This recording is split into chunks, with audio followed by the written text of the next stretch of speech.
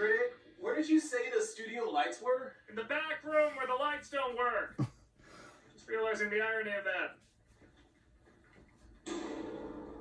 What is it? Something scary about this room. Oh, come on, Tamara, it's fine. I don't know what it is. There's just always been something unsettling about it. Look, all you gotta do is take out your camera phone, turn on the light, and... And then he came in, and he was like growling at me like a cat, like hissing, but cool, and purposely. Who? It's a Philo Barnhart. Who? What the hell is a Philo Barnhart? He's an animator that worked on a bunch of Disney and Don Bluth films. Every studio has one. How the hell are we supposed to know Every that? studio. Because he worked on a lot of movies you might recognize. He worked on Beauty and the Beast and The Little Mermaid. In fact, he was one of the original designers of Ariel and Ursula. Animated in Dragon's Lair and An American Tale. He even provided voices in them from time to time. Stop that bouncing! Stop that bouncing! Wow, that's actually really cool. Yeah, you want to stay away from him, though. Why? Why? That's the guy who designed The Little Mermaid and Ursula. Actually, a lot of people assume she was based on Divine, but there was another inspiration. It was a man by the name of Max Kirby, and he modeled a lot of her movements for us. See, that is so interesting. Why wouldn't you want us to know that? He tells interesting stories to eat people. Oh, Jesus, with Philo. Philo! Reminiscing makes me Philo. hungry for human flesh. Yeah, so don't give him anything. But Critic, he might have some interesting stories. Nah, he just wants to eat you. But aren't you reviewing a Don Bluth movie? Ooh, which one? Secret of Nimh. I worked on that film. Really? That's one of my favorite movies of all time. Oh, I have lots of stories about making that film. Did you know we had to change her name from Frisbee to Brisbee because of the toy that you throw? Holy smokes, I had no idea about... Are you eating my toe? Then how come I only have 9 toes? Coincidence. See, Critic, if we survive this, it's gonna be so much fun! I'm gonna regret this, aren't I? Deliciously so, yes. See, deliciously so. Alright, let's get to it then.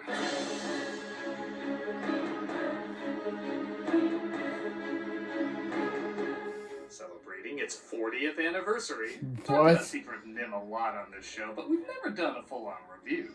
When I think of animation landmarks from the 80s, this Don Bluth masterpiece is always near the top of the list. Having left Disney with several other animators due to their quality of films not representing what they felt the studio could produce, Don Bluth released this film in 1982 and serves as one of the darker and quite frankly more adult, family films of that decade. If you know family films in the 80s, you know that's saying a lot. Despite being about cute little mice, this film has a maturity and brutal harshness that was only matched by the emotional and heart-tugging lead. It's one of my favorite movies of all time, and I can't wait to talk about it. And maybe throughout the film we might get an interesting fact or two from one of the animators who worked on it, Philo Barnhart. There, see? I think this is gonna be very educational for all. Are you putting salt on my head? Okay then. Enjoy what could be our embarrassing last episode. This is Secret of NIMH. So where a lot of animated films at the time starring furry critters would start out like this. Or like this. Rescue a society. Secret of NIMH starts out with... Brisbee was killed today. Let's see Disney start off a mouse movie with that kind of intensity. Oh. The film immediately has a more grown-up way of telling its story that, as a kid watching, made me feel more adult. Even the so-called magical elements introduced in this that were not in the book, I look at less as magical and more as the unknown. There's nothing supernatural in this film until after the rats are genetically altered, so my thought is they not only match the intelligence of humans, but they surpass them. Because of this setup, the unknown elements actually make the film more intriguing and adult rather than generic and childish. Or maybe I'm just hyping up Acme's disappearing, reappearing. I don't know. Jonathan, wherever you are, your thoughts must comfort her tonight. Don't remember Dumbledore being a rat, but maybe... Oh, yeah, it was a J.K. Rowling tweet. Opening titles, that was interesting how we came by that. I used to bring films in for lunchtime. But one day I brought Howard Hawks' The Thing in. Somebody ran and got Don. He says, maybe we ought to do that for our title. It all started with The Thing. How about that? Don would listen to you. He'd have you come and sit down with him whenever he had some time. He was always working. Yeah, everyone was. It did take a lot of ideas. That's all to the good. I wish more people did that with their staff. We cut to a little mouse named Mrs. Brisbee, voiced by the often underappreciated Elizabeth Hartman, who's meeting up with Mr. H's, voiced by Arthur Mallet. I'm so glad you're home. Confounded machine. Now, if you'd excuse me, I've lost my marbles. It's okay when you have a buffet of sound bites, you go for the obvious one. Yeah. Did we mention yet a dear loved one was murdered? I don't suppose you would remember me. Yes, you're Mrs. Brisbee, and I'm sorry about your husband's death. 80s kids films are like greeting cards that say, sorry for insert name, here's horrible passing. My son Timothy is so sick. I'm right in the middle of something very Yeah, important. he'll become the main character in the I know I've second mentioned film. this in the past, but Mrs. Brisbee has been, and still is, one of my all-time favorite heroes. She's a character that lives in the shadow of someone else. We don't even know her first name, so nothing is expected out of her. Please, sir. I'll do anything to save Timmy. Anything. She's meek, polite, soft-spoken, and isn't someone you'd associate with saving the day or fighting off enemies. She's a tiny little character, and even as tiny little characters go, she's especially tiny. She's a single mom who's often in over her head, which, yes, there's a lot of single moms in animated films, but how many are the main character? She's a great hero not because she's physically strong, super smart, or has no fear, but for the exact opposite reasons. She enters situations she's terrified of, has little understanding about, and possesses no strength to protect herself. And she does all this for the love of her family, which is very easy and quick to identify with. Timothy. Remember Timothy. Some people at the time lost sight of this because she didn't seem like the brightest or strongest. I didn't like the opening of the picture. I thought Mrs. Brisbee was a little bit of a twerp. How dare you insult Mrs. Brisbee's honor! But in a time where, yes, a lot of women in kids' films are more fleshed out, but others are made too perfect to be interesting, here's a character who has many weaknesses but constantly tackles them to be stronger. I get much more inspired seeing Mrs. Brisbee bravely enter this cave than Mulan nonchalantly battle an entire army. Your son must stay in bed. Bundle him up. Brisbee goes to Mr. H's because her son Timmy is sick. Not just because he read the script for the film he's going to star in, but because he has pneumonia. Aegis gives her a medicine, and on her way back, she runs into Jeremy. Yeah, I the just Crow, made played that by joke. John DeLuise. What's cooking around here? Nah, that's a different J. Crow. Lady, don't sneak up on me like that. I didn't mean to frighten you. I love too this movie knows when to use the beautiful Jerry Goldsmith score and when to have it shut the hell up. This comedic scene with him is cute, but goofy music would have ruined it. They spot the house cat named Dragon heading towards them, and if there was silly music here, the scene would fall apart. Does he see you? Yes, he's headed right for us. Fast or slow? Medium. Make that fast. Without the music, though, it's both a little funny and kind of terrifying. It's legit suspenseful not knowing if this is going to be a silly joke or an intense chase. Does he see you? Yes, he's headed right for us. Fast or slow? Medium. Make that fast. I think that was a collective thing. Like allowing your characters to settle, they allowed the soundtrack to settle. Also, there was not going to be anyone bursting into song either. That was done by an off-screen singer. It's almost like a narrator singing. Interesting. See, critic, he's got all kinds of interesting info. Yeah, is that your hand he's eating? Fine. A Whoa. sucker for lady fingers. Philo. It turns out to be both, as at first it looks like it's just a rabbit. You got yourself all worked up over a rabbit. You tit.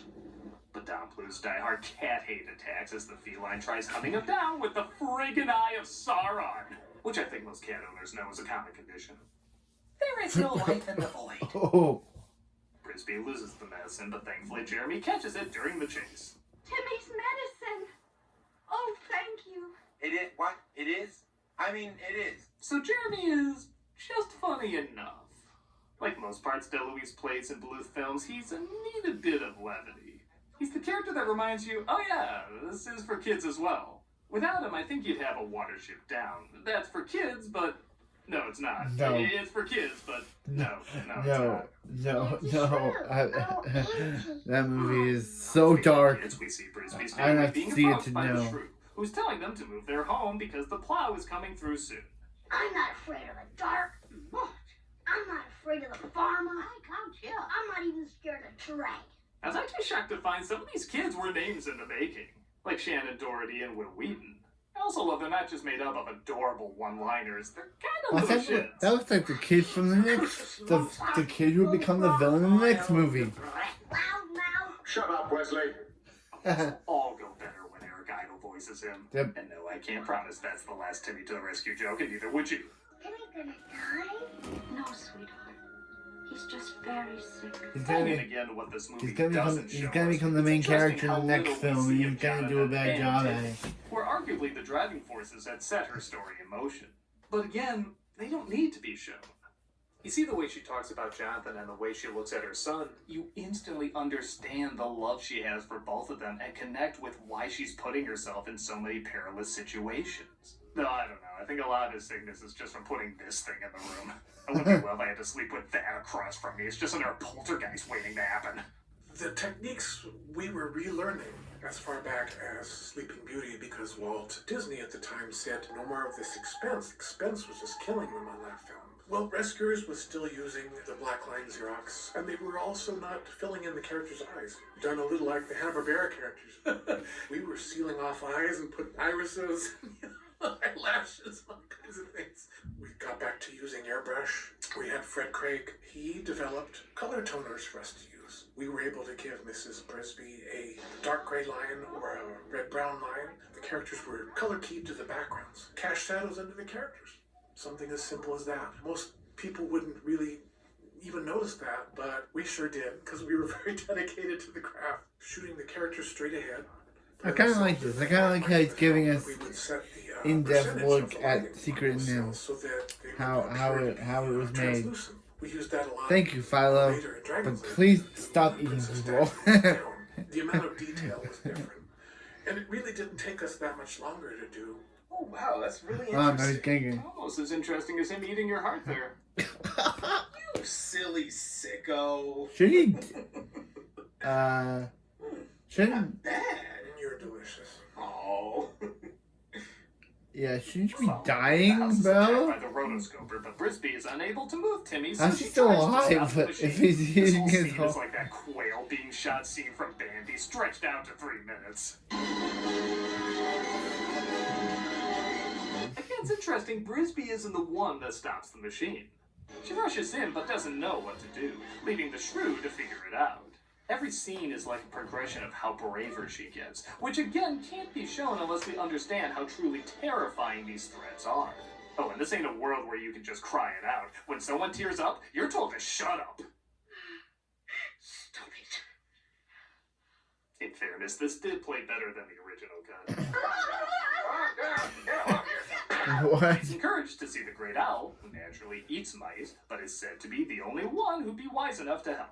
She puts her life on the line and enters Madonna's cooch, where she finds him waiting. Whoa. I am the great and powerful owl. Why have you I'm the great and The great powerful. owl, played by I'm John the Kerry, great and powerful the only thing to do Tim. is to move the house. He doesn't give much detail though until she brings Yeah, up Tim that her name Burton, is you're Brisbee and that her husband was Jonathan. Brisbee? Mrs. Jonathan Brisbee? That dickhole owes me $80. Oh, to the rats. As for Nicodemus, Now, in the commentary, Don Bluth said that the owl in Nicodemus has similar eyes and beards, and that wasn't by accident.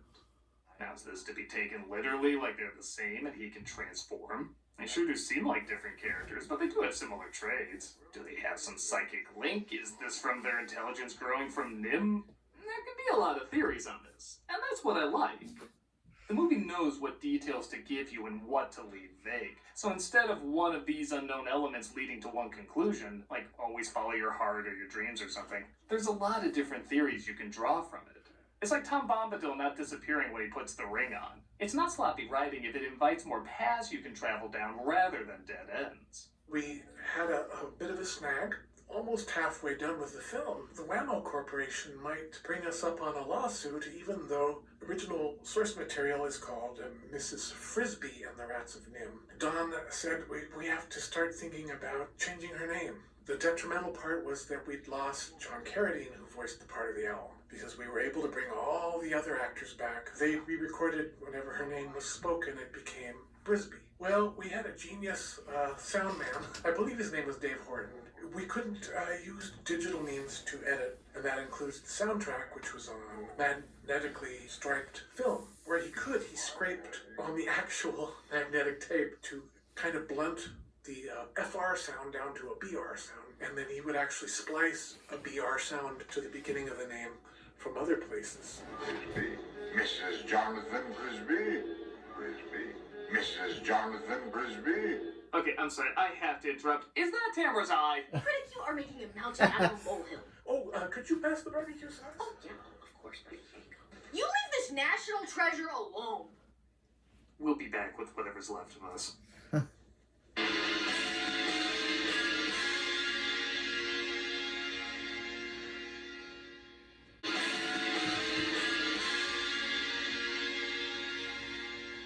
Goes to the rose bush where the rats are hidden, but Jeremy interrupts and she tries to get rid of him by saying someone needs to look after her kids. Kids love me, and I love kids. I love the kids. You know, Jeremy's a lot funnier when you consider the possibility he's always high as a kite. I met this guy. Where's home? Well, I got connections. I'm being followed. What am I gonna do with all this string? Miss me, I gotta have it. Ooh, sparkly. Hey man, where'd my dookie go? She journeys through the world's creepiest rose bush and stumbles across, I'll just say it, probably everyone's scariest scene in the film, Brutus the guard. Please. I need help. Whoa. I got a kick out of being scared at movies, and there's certainly a lot of scary stuff in the film. People in their 40s, they'll come up to me and they'll say, thanks for scaring the hell out of me when I was little. And I say, I think you're welcome. I think it's okay to get scared. It's like an intellectual chili pepper. You know you shouldn't eat it, but boy, it's fun when you do it and you overcome it.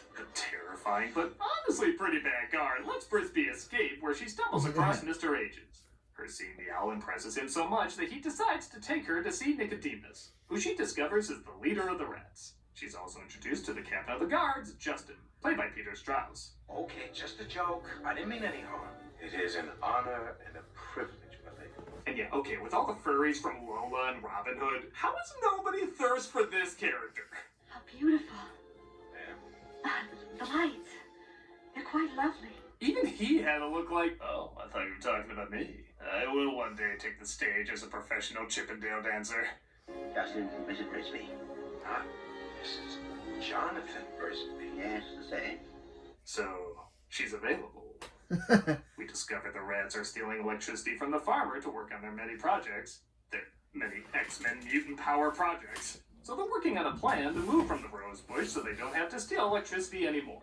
But some rats, like one named Jenner, want to keep stealing the power and stay where they are. Hear me. The Thorn Valley Plan is the aspiration of idiots and dreamers. Again, some decent commentary on how, for lack of a better way of putting it, with great intelligent power comes great ethical responsibility.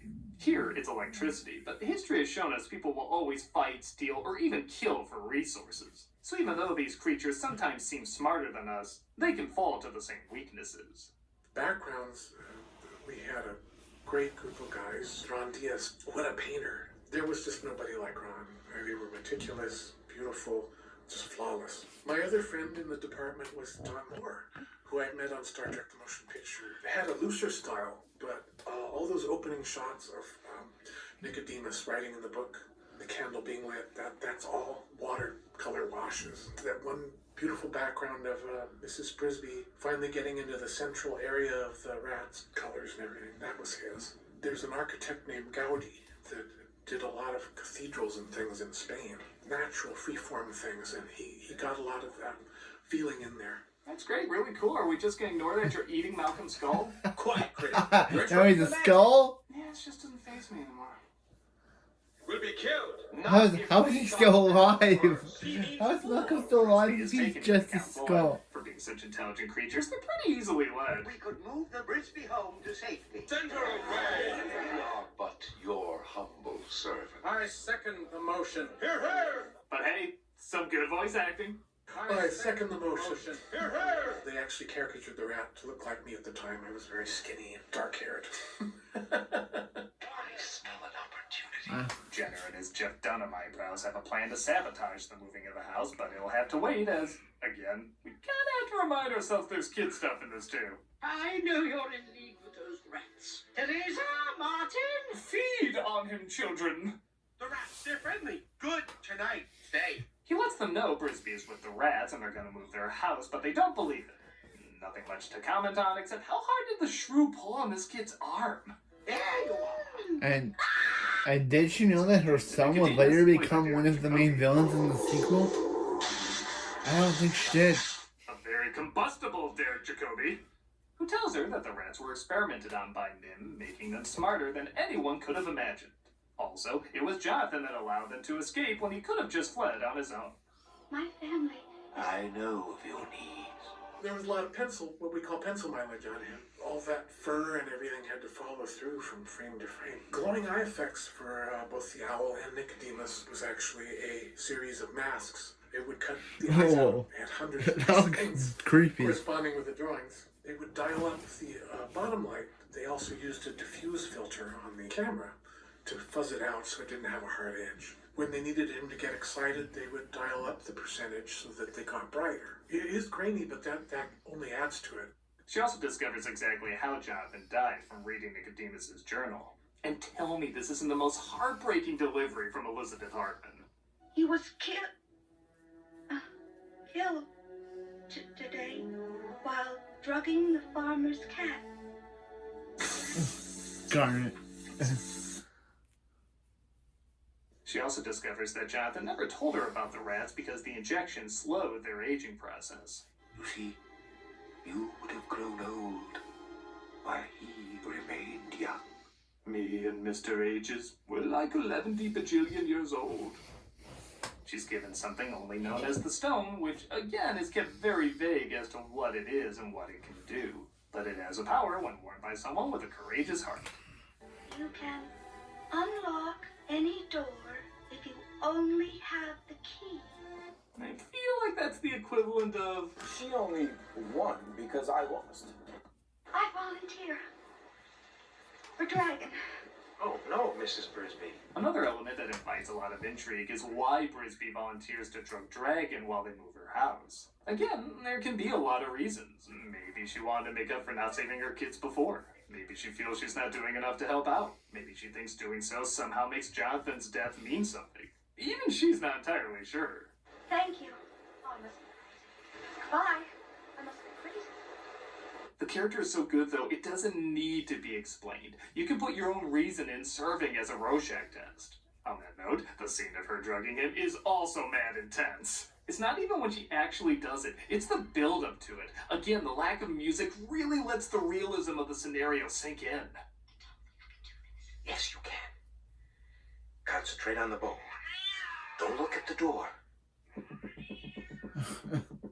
She's caught by a kid in the house, though, and kept as a pet, allowing her to hear a phone call from nimh, which plans to destroy the rose bush holding the rats. I love how this is essentially a huge cover-up and they're trying to destroy information of what they created, but the farmer's just happy it's a free service. Bulldoze that rose bush right out of there. I want those rats exterminated. Now, there's no charge.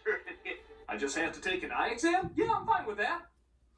Brisbee escapes just as Jasper cuts the line, dropping the house on Nicodemus, killing him instantly. One day we shall journey to Thorn Valley, just as Nicodemus wanted. But not now. It will be placed on permanent... Brisbee tells them that nimh is coming, but Jenner tries to stop her, resulting in Justin putting together that he killed Nicodemus.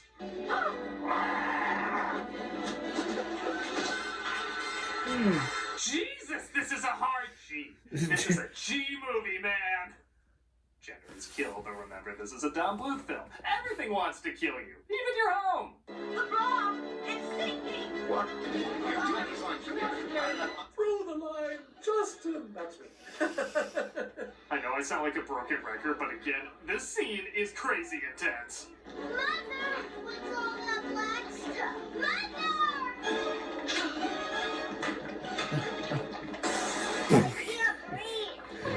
That bluff. Wesley. Brisbee tries so many times to save them that they eventually have to pull her back, fighting all the way. This results in the stone taking on supernatural properties, allowing her to lift the house to safety. She gets superpowers. So Yes, the story's she really gets showing a battle between nature and superpowers. science. I like that the Superpowers. unknown plays a big part at the end. I don't think it's far-fetched to say that the unknown elements, especially the stone, have a strong connection to faith. I doubt it's a coincidence some of this imagery is very similar to religious imagery. The meek and kind obtain otherworldly abilities. There's even some stigmata, as the stone burns her at first, but she still bravely grabs it, taking on the pain. In the book, there is not a lot of closure for who lives and who dies. So that was an invention of Don's. I think it was a good call. He knew there was no magic amulet in the original book, but he needed to come up with some kind of vehicle where she could become the hero. Here they were trying to save her all the time, and she ends up saving all of them. But he got a lot of hell for that. By keeping it vague what the stone exactly is, I think it equals more than just believe in magic. Kindness and a simple acceptance of what you don't understand can also have a great power. Really is kind of a religious imagery. They even asked John Conroy, very staunch Catholic, how do you feel about this, John? Do you think this is going to fly or is this going to offend people? He says, no, I think it's great. It symbolically shows how she's grown. She's taken on more of a status than just this little widowed field mouse. Now they're all bowing to her, you know? And yeah, did I mention yet that music's spectacular?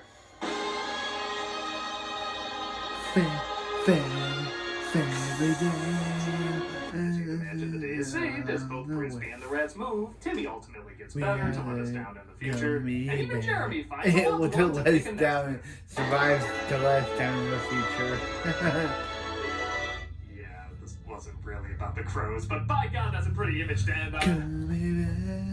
And that was The Secret of NIMH. It only gets better every time I see it. And sure, I can't pretend everything I talked about here was intentional, but that doesn't mean it still isn't there. I feel like there's so many ways to look at this movie and so many themes and ideas you can take away from it. Because they know what to be detailed about and what to be vague about. It invites so many more ideas rather than just limited to a select few. But even taking that out of it, it's just a simple, relatable story about a mother trying to protect her kids. It's a wonderful combination of the complex and the simple, making a film that, not surprisingly, works for kids and adults. The animation is fantastic, the acting emotional, the music astounding, even the silent moments are really powerful. It's still one of my favorite movies all these years later, and it only gets closer to my heart every passing day. And I like to thank Philo Barnhart for sharing so many great stories with us, even if it did cost me a good chunk of my cast. There, was it so hard listening to animation history? Don't get angry, Tamara. What is he doing now? Oh, now he's turning into an egg. You know what happened in my childhood to make me write stuff like this? Seeing films that I worked on. That's fair. Our distribution was going to be through United Artists, so it was a press conference. They combined Victor Victoria with our production. All the Victor Victoria people were touring through the studio all day. I felt a pair of eyes on me, you know how that feels. And I turned around and it was Julie Anderson. And I said, yeah, you won't remember me, but you might remember my father from Mary Poppins days. She says, really? Who is your father? And I said, Dale Barnhart. She says, does that mean are you little Philo? Are you little Philo? You could have knocked me over with a feather. Shut up, Wesley.